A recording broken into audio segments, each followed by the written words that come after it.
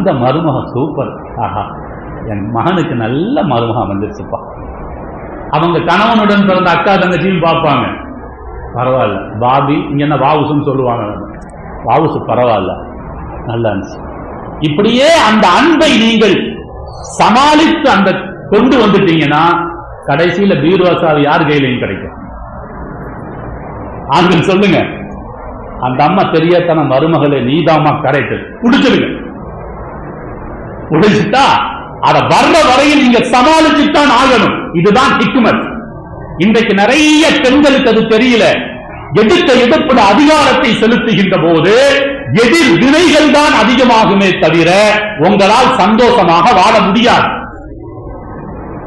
பெண்களை நன்றாக தெரிந்து கொள்ளுங்கள், ஒரு விதையை பூமியில் விதைத்தால் அது எடுத்த எடுப்புல செடியாக வராது. முதல்ல அந்த பூமிக்குள் அந்த